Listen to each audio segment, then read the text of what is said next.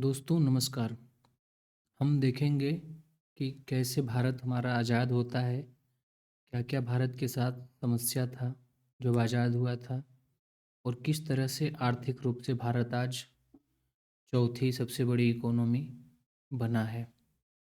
तो इस इस यात्रा में हम देखेंगे कि किस तरह से प्लानिंग कमीशन और फिर नीति आयोग, प्लानिंग कमीशन ने क्या-क्या काम किया, कौन-कौन से अचीवमेंट थे और क्या प्लानिंग कमीशन की कमियां थी जिसके कारण से नीति आयोग का नया एक थिंक टैंक का लाना बहुत ज़रूरी समझा गया और 1 जनवरी 2015 को नीति आयोग की स्थापना की गई। आइए इस कड़ी में हम आगे बढ़ते हैं।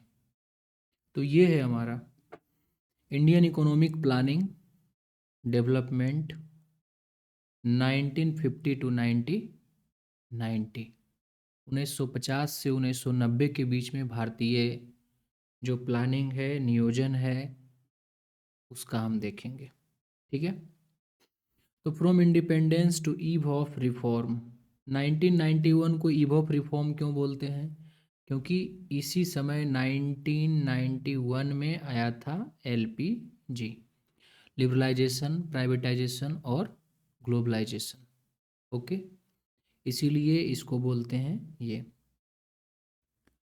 देखेंगे कि इनहेरिटेंस स्टेगनेंट कॉलोनियल इकोनॉमी जब हमें मिला था विरासत में, जब अंग्रेज छोड़ करके भागा तो हमें क्या मिला था? एक ऐसा इकोनॉमी जो स्टेगनेंट था, जो स्थिर था।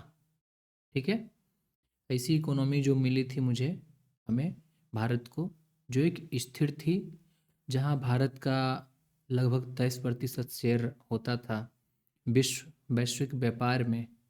वहाँ पे 0 पॉइंट समथिंग 1 के करीब, 1 से भी नीचे हम जब आज़ाद हुए तो हमें रह गया।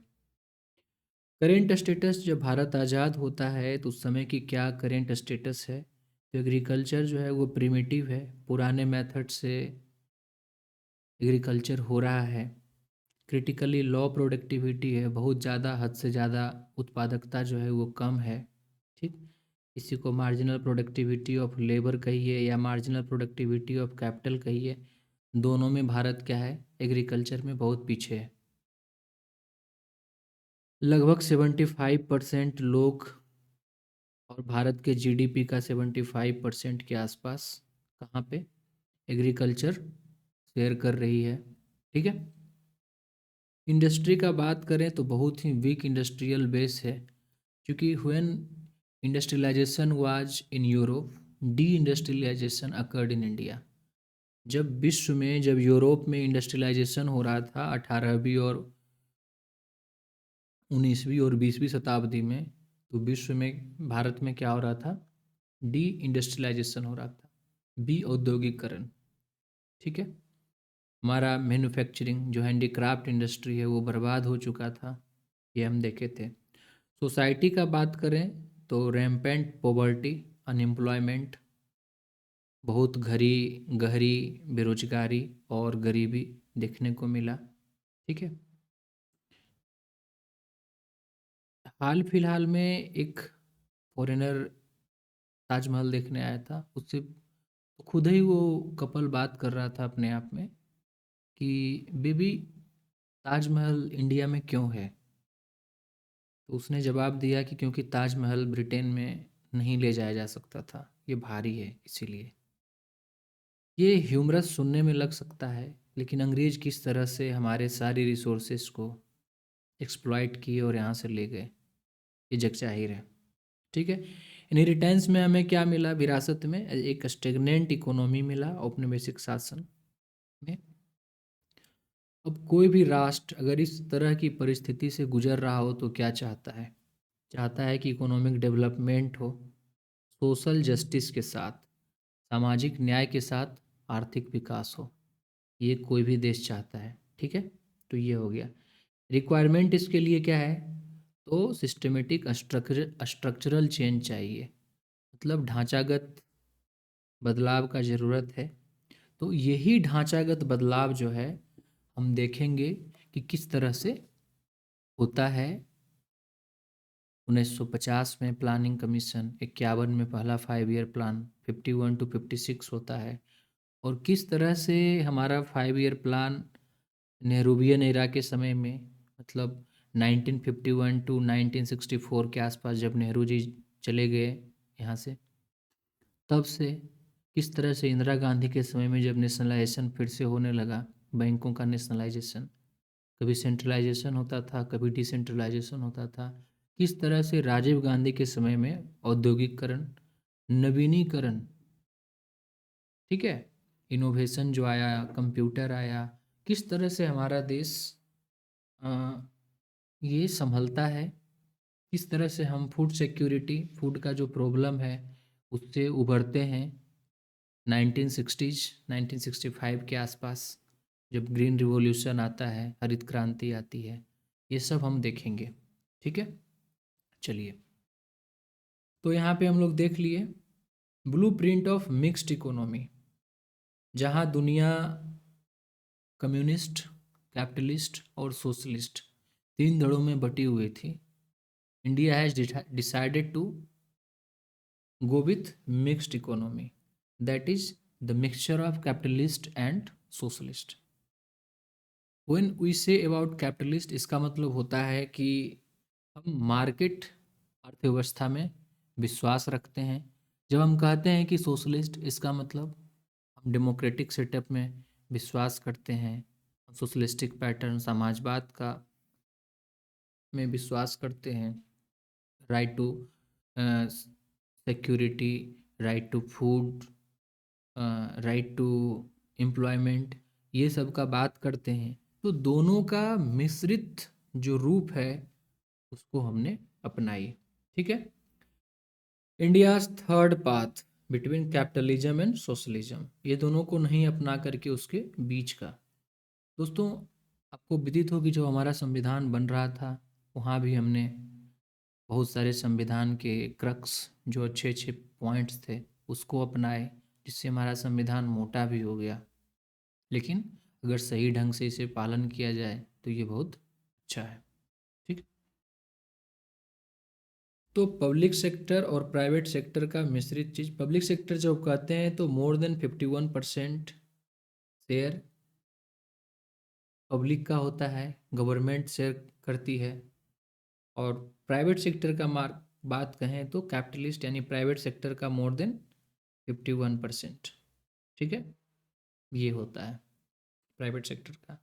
लेकिन हम क्या किए, मिक्स्ड इकोनॉमी पे गए, और पब्लिक और प्राइवेट सेक्टर, जहां हमारा स्ट्रेटजिक इंडस्ट्री का बात था, न्यूक्लियर का, रेलवे का, वहाँ सरकार उसे रन करती है। हालांकि अब रेलवे में भी कुछ ट्रेन का, कुछ स्टेशन का प्राइवेटाइजेशन हुआ है।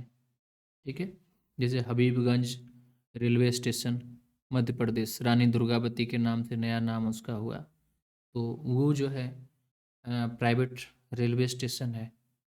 हमसफ़र एक्सप्रेस, वो भी प्राइवेट। ठीक है, तो इस तरह से देखेंगे। 4 स्ट्रैटेजिक पिलर्स, तो क्या चाहिए, कोएग्जिस्टेंस, पब्लिक सेक्टर और प्राइवेट सेक्टर को साथ में काम करने का ज़रूरत है। पहला, स्टेट लीडरशिप, स्टेट क्या करेगी, लीडरशिप रखेगी कमांडिंग हाइट्स के लिए। द टूल सेंट्रलाइज प्लानिंग, या 5 ईयर प्लान अपनाया जाएगा इसको। और प्रोटेक्शन, इम्पोर्ट सब्सटीट्यूशन पॉलिसीज पे हम, इंडस्ट्रियलाइजेशन पे हम ध्यान देंगे। वैसे चीज़ जिसमें हम ज़्यादा इम्पोर्ट करते हैं उसको हम क्या करेंगे, उस चीज़ को चाहेंगे कि डोमेस्टिक हमारा घरेलू इंडस्ट्री है उससे फुलफिल करे, यहीं पे वो बने, इसका प्रयास हम करते हैं। ठीक है, चलिए आगे बढ़ते हैं। Centralising growth, the planning commission 1950s। अब हमारा जो है सेंट्रलाइजेशन, सेंट्रल सब कुछ करेगी। ठीक है, पावर सेंट्रलाइज्ड है।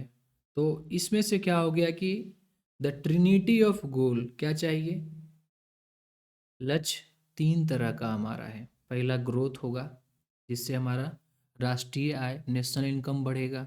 दूसरी बात क्या होगा, इक्विटी होगा, ensuring benefit reach the poor, ensure करेंगे कि बेनिफिट जो है वो क्या हो, गरीबों तक पहुँचे।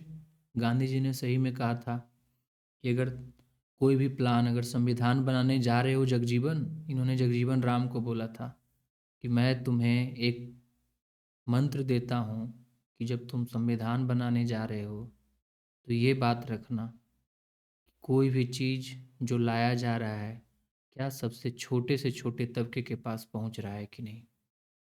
ठीक है, तो ये बात यहाँ पे है कि इक्विटी का होना ज़रूरी है, एकदम benefit reach to the last bottom में पहुँचना चाहिए पुअर के पास। और self reliance, reducing dependent on foreign aids, जो विदेशी मदद पे हम आगे बढ़ रहे थे उससे डिपेंडेंस हमारा क्या हो, घटे। तो ये चीज़ हमारा था। प्लानिंग कमीशन की स्थापना 1950 1950 में हो जाता है। इसके चेयरपर्सन जवाहरलाल नेहरू होते हैं। आपको विदित हो कि प्राइम मिनिस्टर इसके चेयरपर्सन होते हैं। ठीक है, असेसमेंट क्या है, असेसमेंट इनको करना है कि हमारे पास मटेरियल कितना है, कैपिटल कितना है और ह्यूमन रिसोर्स कितना है। क्योंकि ओवरऑल प्लानिंग इज अबाउट, देखिए क्यों प्लानिंग कमीशन का ज़रूरत हमें क्यों पड़ा। We have limited resources and unlimited wants. Economics का काम भी यही है कि असीमित इच्छाओं और सीमित संसाधनों के बीच में कोहेरेंस पैदा करना, ऑप्टिमम यूटिलाइजेशन ऑफ रिसोर्स करना, यही इकोनॉमिक्स करता है। ठीक है, तो अब क्या है कि प्लानिंग कमीशन भी यही काम करेगा। अब चूंकि हर चीज़ को एक बार में नहीं किया जा सकता है, प्रायोरिटाइज किया जाएगा कि कौन से प्लान को पहले किया जाए, कौन से बात को किया जाए, चूंकि वी हैव लिमिटेड रिसोर्सेस। ठीक है, एलोकेशन क्या है, तो formulate 5 year plans for effective resource uses. ठीक, लाइसेंस राज, अब इसके कारण से लाइसेंस राज का स्थापना हुआ। इंडस्ट्री को 3 पार्ट में बांटा गया। कौन कौन सा था, schedule A that is public sector, schedule B that is mix, मतलब स्टेट गवर्नमेंट क्या करेगी, उसको लीड करेगी, मालिक होगी, और प्राइवेट क्या करेंगे, उसको एज अ सब्सिडियरी ऑक्सिलरी के रूप में हेल्प करेंगे। शेड्यूल सी जो कि पूरे के पूरे प्राइवेट।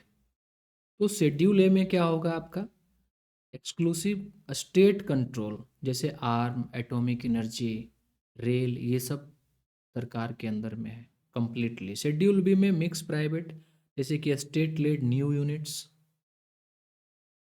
जो कि प्राइवेट क्या करेगी, सप्लीमेंट करेगी स्टेट को, हैवी रेगुलेटेड भी है लाइसेंस राज। इसमें बहुत ज़्यादा लाइसेंस का ज़रूरत था। कोई भी इंडस्ट्री खोलना है, ब्यूरोक्रेटिक एटीट्यूड, उससे गुजरना पड़ता था इसको। ठीक है, शेड्यूल सी प्राइवेट है और ये स्मॉल स्केल है, जनरली छोटे स्तर पे ये होता था। License system, private industries required क्या, government license to establish new unit. ठीक है, जब भी न्यू यूनिट हो तो प्राइवेट इंडस्ट्री को लाइसेंस लेना पड़ता था। तो इसी को बोलते हैं, इसी एरा को बोलते हैं लाइसेंसी राज। ठीक है, ये अब लाइसेंस लेना है, इसके लिए ब्यूरोक्रेट जो है वो करप्शन करेगा, too much corruptions, slow growth. अब चूंकि हम आज़ाद हुए थे, ऑलरेडी डी इंडस्ट्रियलाइजेशन हो चुका था, we have faced several problems of foreign industry. उसके कारण से हमने क्या किया कि अपने डोमेस्टिक जो इंडस्ट्री है उसको प्रोटेक्ट करना शुरू किया, द एरा ऑफ प्रोटेक्शनिज्म। ठीक है, ये होने लगा। तो हम क्या करेंगे, दो तरह का, टैरिफ बैरियर और non tariff barrier. Tariff barrier तो समझ में आ रहा है कि आपको टैरिफ लगा दिए। नन टैरिफ बैरियर का मतलब है कोटा, जैसे यहाँ पे कोटा ले आए। ठीक है, quantitative limits on import volume, किससे ज़्यादा इंपोर्ट नहीं कर सकते हो। टैरिफ का मतलब टैक्स लगा दे, टैक्स और नॉन टैक्स बैरियर, तो टैक्स लगा दिए। ऑब्जेक्टिव है कि हमारा जो नया नवेला इंडस्ट्री है वो फॉरेन कंपटीशन से मतलब जीत नहीं पाएगा। Infant industry are not able to compete with the mature industry, foreign industry. That's why government trying to protect by subsidy। अभी भी लड़ाई होते रहता है, कन्फ्लिक्ट। डब्ल्यूटीओ के हिसाब से सब्सिडी नहीं मिलना चाहिए। तो 3 तरह का बॉक्स है, ब्लू बॉक्स, एम्बर बॉक्स और ग्रीन बॉक्स। ठीक है, तो ये चीज़ होते रहता है। उसके बाद फिर क्या हो गया, from scarcity to surplus, green revolution 1960s। हम फूड सिक्योरिटी हमारा बहुत ख़राब, हम लोग डिफिसिट में चल रहे थे। And we are paying for PL 480, जो अमेरिका देती थी हमें PL 480, पब्लिक लॉ 480, जो पी के लिए प्रोड्यूस किया जाता था। अबर प्रोडक्टिविटी इज़ टू लो, बहुत कम प्रोडक्टिविटी था। अब जिसका खाते हैं उसका आपको गाना पड़ेगा। पराधीन सपने सुख नाही, रामचरितमानस में लिखा हुआ है। ठीक है, तो हम लोग अब क्या हो गया कि बहुत प्रॉब्लम में है। ट्रेडिशनल एग्रीकल्चर का कहानी क्या है कि लो प्रोडक्टिविटी है, हमेशा बाढ़ सूखा ये सब आते रहता है। ठीक है, तो ये कारण है। ग्रीन रिवॉल्यूशन, जब ग्रीन रिवॉल्यूशन का हम बात करेंगे तो क्या होगा, हाइल्ड सीड वेराइटी H5V सीड्स को लाया गया। केमिकल फर्टिलाइजर, इरिगेशन, ये सब यूज होता है। ठीक है, सक्सेस क्या हो गया, सरप्लस हुआ व्हीट और राइस। हम लोग क्या हो गए, इम्पोर्टर से नेट एक्सपोर्टर हो गए राइस में। अभी कन्फ्लिक्ट चल रहा है, जो USA का एक सीनेट बोलता है, सीनेटर, कि इंडिया इज डंपिंग बासमती चावल। ठीक है, बासमती राइस डंप कर रहे हैं हम लोग। तो फूड सिक्योरिटी से तो हो गया, इंडिया बिकम सेल्फ सफिशिएंट। अब क्या है कि इनइक्वालिटी आ गया। Since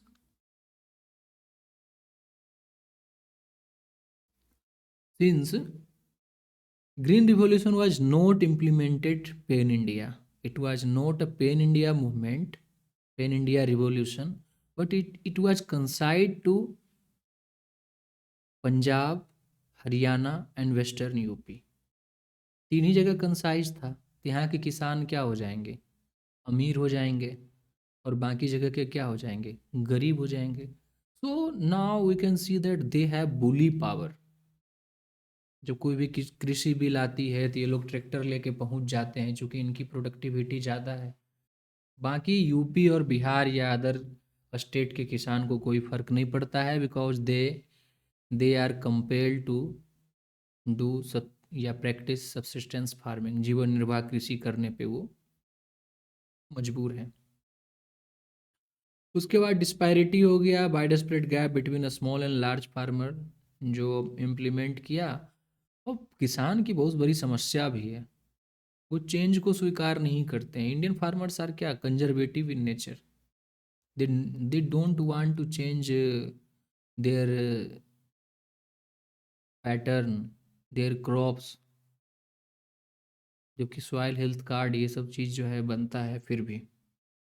building the base plan 1 2 3, 1951 से लेकर के 1964 तक नेहरू जी थे। यानी नेहरूवियन प्लान के समय में क्या क्या प्लान हुआ, ये हमारे देश में नींव रखी जा रही थी।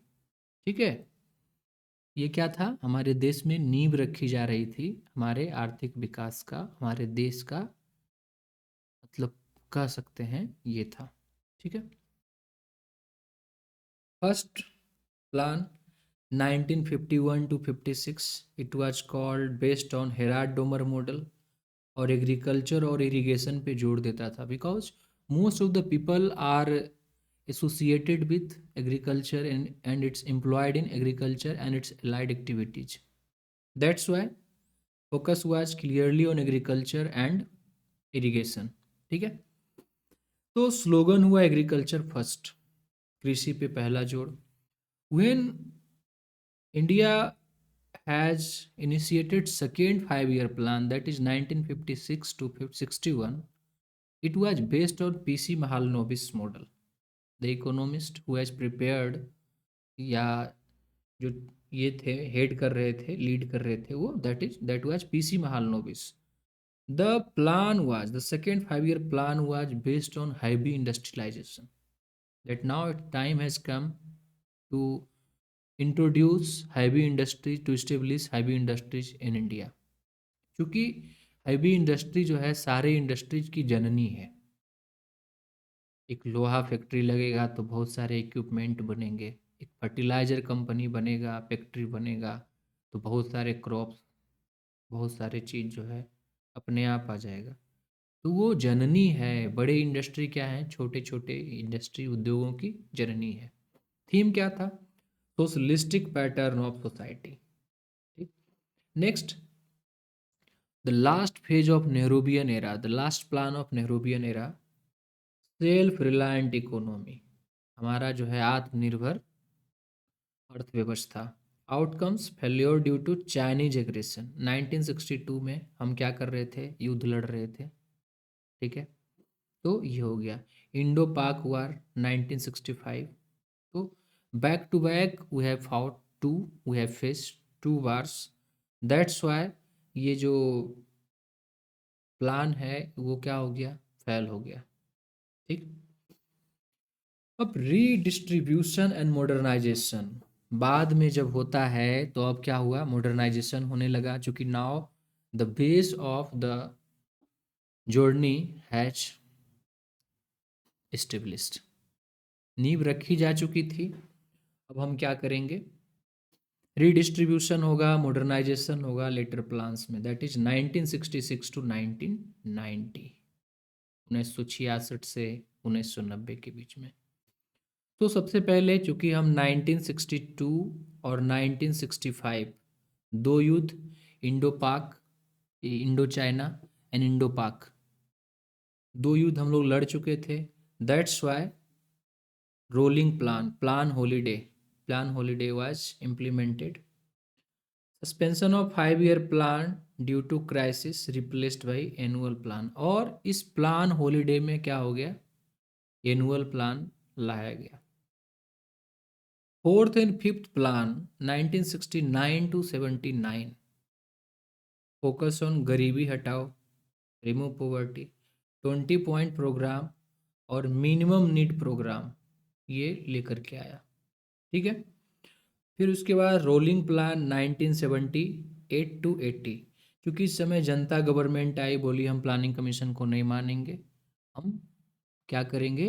रोलिंग प्लान लाएंगे, शॉर्ट टर्म प्लान लाएंगे। 5-year प्लान इज, उनका कहना था कि ये सक्सेसफुल नहीं है।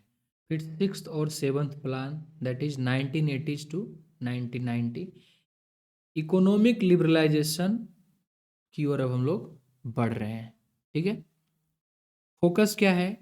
तो टेक्नोलॉजी, इफिशियंसी और मॉडर्नाइजेशन। ठीक, नवाचार, इफिशियंसी और आधुनिकरण।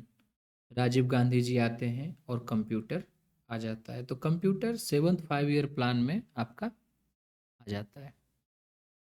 The structural audit achievement 1950 to 1990, किस तरह से ढांचागत बदलाव हुआ इसको हम अभी देखेंगे।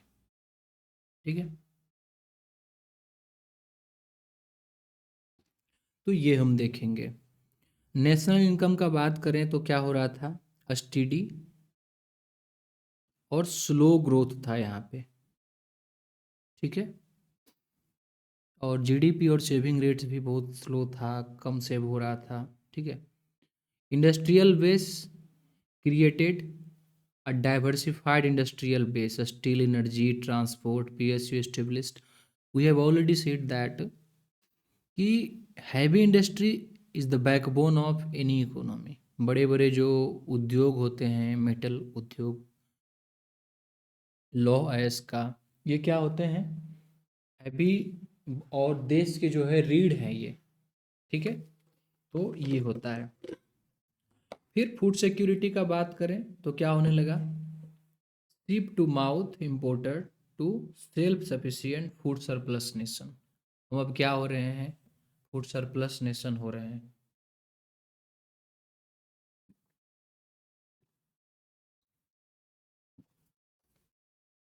ठीक है।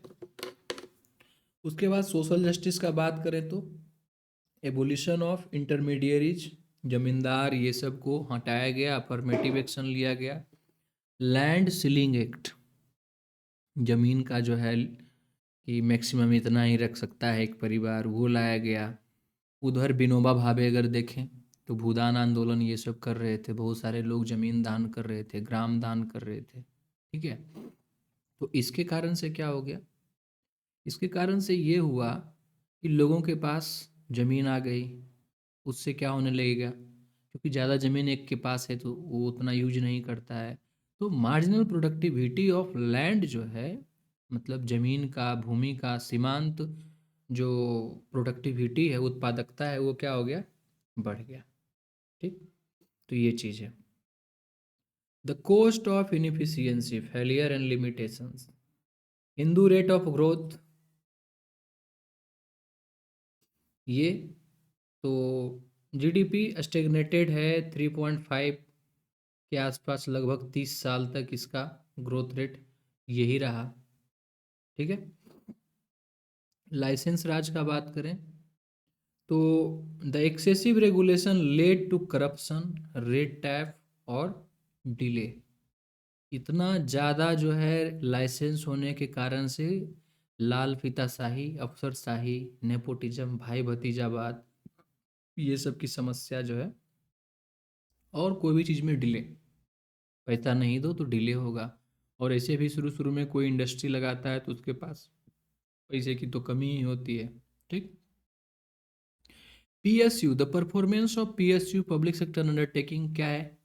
बहुत ख़राब है। वो सही ढंग से काम नहीं कर रहा है, चूँकि उसको कंपटीशन तो झेलना नहीं पड़ रहा है। गवर्नमेंट प्रोटेक्शनिज्म की पॉलिसी अपना रही है तो बाहर का कंपटीशन नहीं झेलना पड़ रहा है।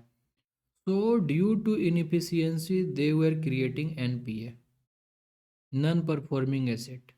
अभी आप देखिए बीएसएनएल का, सरकार जानबूझ करके ये चाहती है कि compete नहीं करे। भाई सबको स्पेक्ट्रम दे रहे हो, बीएसएनएल को भी स्पेक्ट्रम तो 5G का, तो इसको नहीं मिला। तो ये चीज़ है। ग्लोबल आइसोलेशन, क्योंकि अगर हम प्रोटेक्शनिज्म का पॉलिसी को फॉलो करेंगे, हम अपने बाजार को खोलेंगे नहीं, तो दुनिया से हम क्या हो गए? अलग हो गए। इसीलिए poor quality of goods and weak export number हमारे पास था। परसिस्टेंस पोवर्टी, डिस्पाइट गरीबी हटाओ, ऐसे ऐसे आंदोलन लगने के बावजूद भी गरीबी हट ही नहीं रहा था। एब्सोलूट पोवर्टी जो है बहुत ज़्यादा था। ठीक है।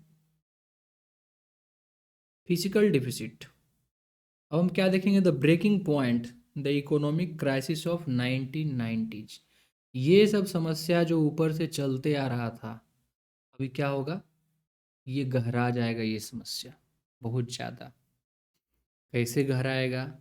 तो हमारे पास फूड के लिए भी नहीं रहेगा, हमारे पास फॉरेक्स भी नहीं रहेगा, फॉरेक्स रिजर्व भी नहीं रहेगा, हमारे पास आयल भी नहीं रहेगा।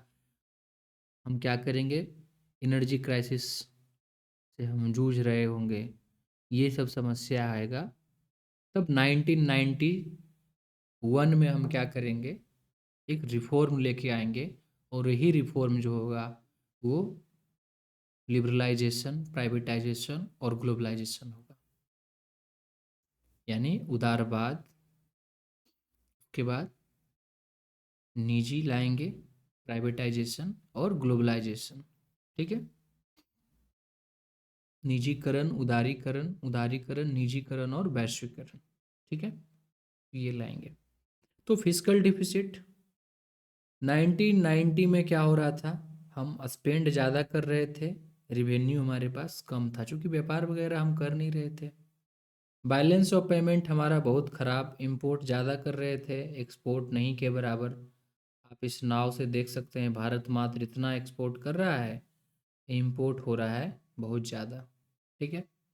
फॉरेक्स रिजर्व केवल 2 सप्ताह के लिए हमारे पास सामान खरीदने के लिए बचा हुआ था। Foreign exchange reserve drop to cover only 2 weeks of import. अब इसके कारण से क्या होगा? Fiscal indiscipline made the business as usual model impossible. India was forced to pledge gold, initiate and 1991 economic reform. जब IMF के पास गए, इंटरनेशनल मॉनेटरी फंड के पास, IMF has told that some steps should be taken to revive Indian economy के लिए, और वो steps क्या है? LPG यूटिलाइजेशन तो करना है, मतलब लाइसेंसी राज क्या करना पड़ेगा? उदारवाद, तो ये हो गया। प्राइवेटाइजेशन मतलब जो होल्ड कर रही है सरकार बहुत सारे क्षेत्र में, सेक्टर्स में, उसको क्या करना पड़ेगा? छोड़ना पड़ेगा, और प्राइवेट प्लेयर को भी उसमें प्रोड्यूस करने के लिए देना पड़ेगा। प्राइवेटाइजेशन में डिसइन्वेस्टमेंट, डिसइन्वेस्टमेंट का जो है ये हो जाएगा।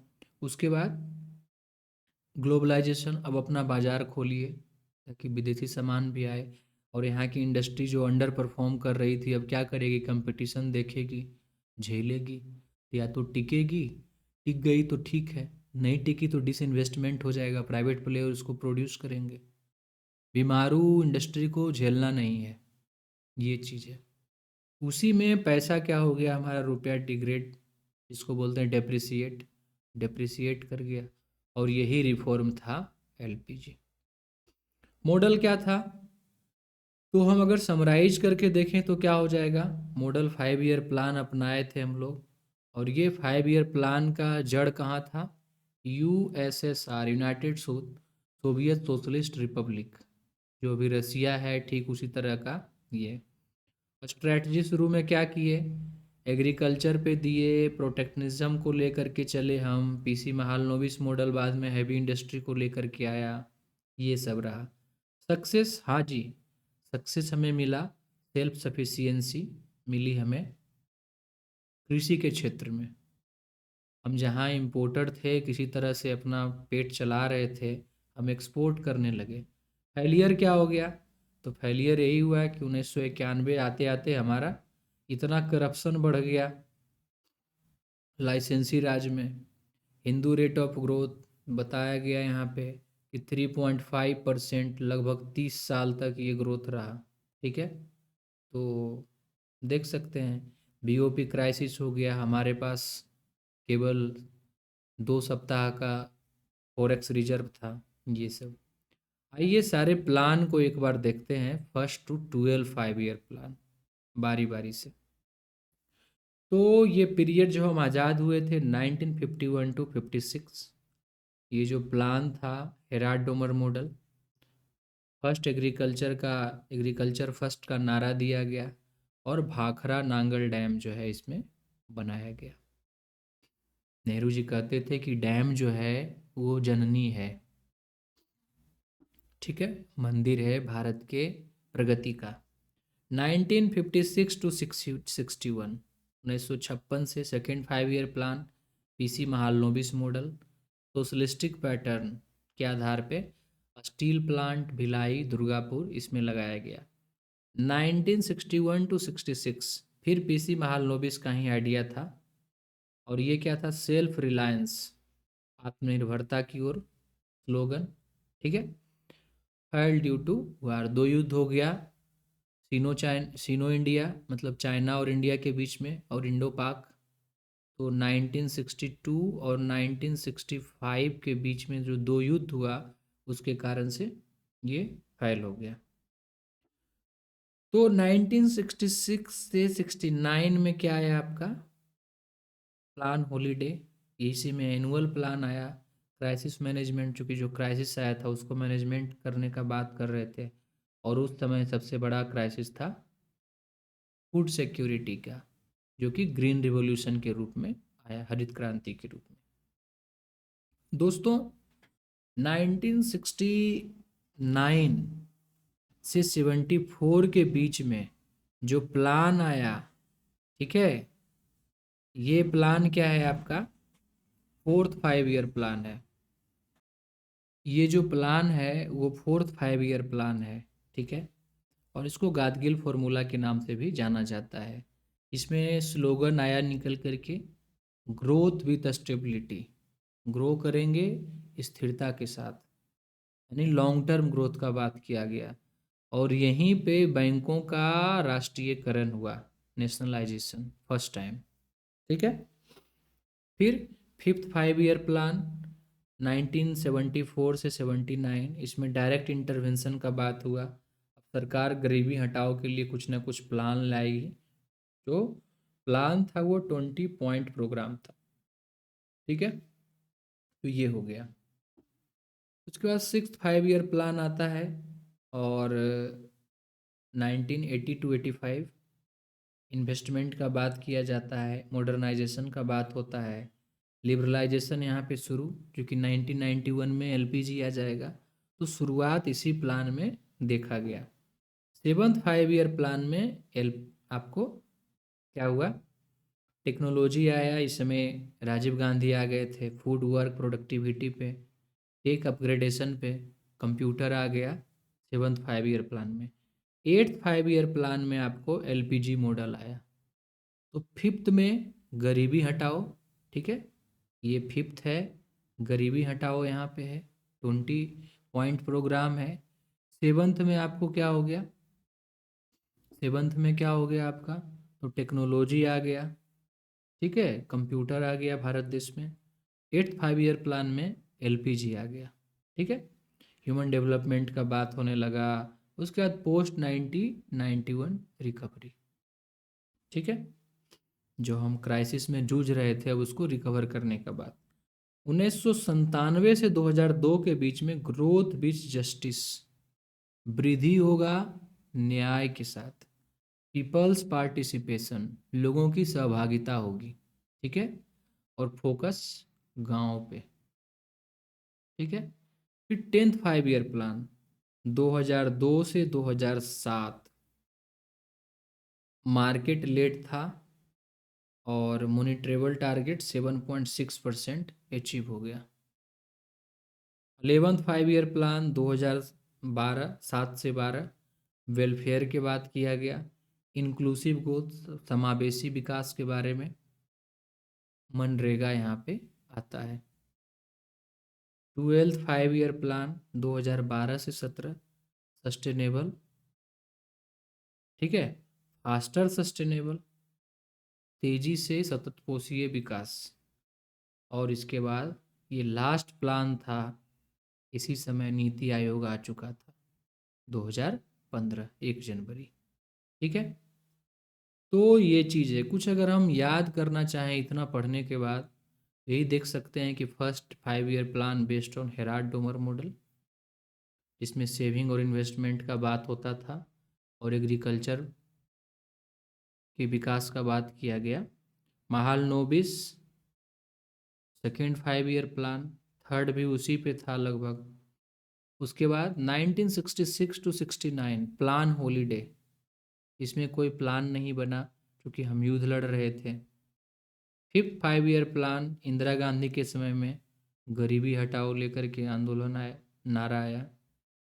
सिक्स्थ 5 ईयर प्लान में लिबरलाइजेशन स्टार्ट होता है, और एट्थ 5 ईयर प्लान में एलपीजी आती है, ठीक है। जनता गवर्नमेंट आती है, और यहाँ पे रोलिंग प्लान आता है 1978 टू 80, ठीक है। फिर तो नीति आयोग आया और थिंक टैंक। तो दोस्तों हमने देखा कि किस तरह से भारत, जो क्राइसिस एक दो तरह से नहीं, पूरा मार काट ब्लड क्राइसिस चल रहा था, बॉर्डर क्राइसिस चल रहा था, बहुत तरीके से जो नया नवेला भारत था उसके समक्ष बहुत सारे प्रॉब्लम थे। सब प्रॉब्लम से जूझते हुए भारत किस तरह से अपना नींव रखता है, किस तरह से भारत आगे बढ़ने का प्रयास करता है, ठीक है। तो ये हो गया आपका। अब हम इसी में थोड़ा सा जो छूट टूट गया है उसको हम लेकर के आगे बढ़ेंगे, रिकैप करेंगे और इसको फिनिश करेंगे। नेक्स्ट जो हम लोग का सीरीज होगा उसमें से हम देखेंगे कि पोस्ट 1990s 1991 के बाद भारत ने क्या किया, किस तरह से अपने संभाला, और फिर से वो किस तरह से फोर्थ लार्जेस्ट इकोनॉमी में अपना नाम जो है लिखवाता है भारत। ठीक है, हम इसको लेकर के अभी आगे बढ़ते हैं। ये अपना प्यारा भारत 26 जनवरी भी आ रहा है, तो हम क्या देखें कि वही है, जब भारत आज़ाद हुआ था तो औद्योगिक आधार इंडस्ट्रियल बेस बहुत कमज़ोर था भारत का। इनहेरिटेड स्टेगनेंट कॉलोनियल, ये सब हम लोग बात कर चुके हैं। ठीक है, भारत को existence of public and private sector का बात कर रहा था, इंपोर्ट सब्स्टिट्यूशन, इंडस्ट्रियलाइजेशन का बात कर रहा था। रोलिंग प्लान जो आता है आपका, तो रोल ऑफ प्लानिंग क्या हुआ, focus on growth, equity and self reliance पे बात करेगा। फर्स्ट 5 ईयर प्लान, ये सब हम लोग देख चुके हैं। ठीक है, इंडस्ट्रियल पॉलिसी एक छूट गया था 1956 का, लेकिन इंडस्ट्रियल पॉलिसी अगर आप देखना चाहते हैं तो ऑलरेडी रिकॉर्डेड है कि 1948 का इंडस्ट्रियल पॉलिसी, 1956 का इंडस्ट्रियल पॉलिसी, 1995 का इंडस्ट्रियल पॉलिसी, सारा इंडस्ट्रियल पॉलिसी उसमें है। ठीक है, अगर आप देखना चाहेंगे वहाँ पे तो देख सकते हैं। ठीक है, तो ये हो गया इंपोर्ट सब्स्टिट्यूशन पॉलिसी, ऑलरेडी बात कर चुके हैं। ग्रीन रिवॉल्यूशन का बात हो गया था। पब्लिक सेक्टर एक्सपेंशन, किस तरह से पब्लिक सेक्टर जो है खास करके स्टील, एनर्जी और ट्रांसपोर्ट में ढांचागत बदलाव इस्टेब्लिश हो रहे थे, और बताए थे कि PSU become backbone of economy. ये बड़ा बड़ा जो हैवी इंडस्ट्री है वो अर्थव्यवस्था की, भारतीय अर्थव्यवस्था की क्या बनी, रीढ़ बनी, मेन चीज़। अचीवमेंट क्या हो गया तो देखबे कि यहाँ पे कि नेशनल इनकम ग्रीव स्टीडली, धीरे धीरे बढ़ रहा था। फिर क्या, एग्रीकल्चर प्रोडक्शन इंक्रीज हो गया, इंडस्ट्रियल बेस क्रिएट हो गया भारत का, लौह उद्योग लग गया भारत में, तो कार उद्योग भी होगा। तो आप देख सकते हैं ऑटोमोबाइल में हम कितना अच्छा परफॉर्म कर रहे हैं। इंफ्रास्ट्रक्चर एक्सपेंशन हुआ, डैम, पावर, रोड, ये सब होने लगा। लिमिटेशंस भी है कि स्लो ग्रोथ हमारा रहा है, जिसको हिंदू ग्रोथ रेट बोलते हैं। ठीक, लगभग 30 वर्षों तक। परसिस्टेंस, पॉवर्टी और अनएम्प्लॉयमेंट रहा, ये सब। फॉरेन ट्रेड पॉलिसी तो हैविली रेस्ट्रिक्टेड था, बड़े व्यापार पे बड़े प्रतिबंध थे। लेकिन जब क्राइसिस आया 1990s का, 1990 का, तो एलपीजी आ गई। ठीक है, तो अगर आपको देखना हो फटाफट तो मिक्स इकोनॉमी हमने अपनाया, 5 ईयर प्लान यूज किया हम लोग। पॉलिसी में इंपोर्ट सब्स्टिट्यूशन पॉलिसी, फोकस में हैवी और पब्लिक सेक्टर, जो भी हैवी इंडस्ट्री है पब्लिक सेक्टर उसको करेगी, ये देखे। एग्रीकल्चर में क्या देखे, ग्रीन रिवॉल्यूशन हम लोग किए, तो उपभोक्ता से क्या बन गए, उत्पादक बन गए, फ्रॉम कंज्यूमर टू प्रोड्यूसर। हम लोग लाइसेंसी राज को ख़त्म किए, 1991 का जो क्राइसिस आया उससे हम लोग निजात पाए। बाकी इसको हम लोग देख ही लिए हैं कि क्या स्लोगन था, किस मॉडल पे था। We have already discussed all the plans. Okay, तो इस तरह से हम लोग देख सकते हैं। ये कुछ क्वेश्चन है जिसको किया जा सकता है आंसर राइटिंग के रूप में। नेक्स्ट जब हम पढ़ेंगे तो इकोनॉमिक रिफॉर्म सिंस 1991 पढ़ेंगे कि जो भारत का आर्थिक रिफॉर्म जो है, बदलाव हुआ 1991 के बाद, किस तरह से भारत परफॉर्म करता है। ठीक है, आपका बहुत बहुत धन्यवाद। Thank you.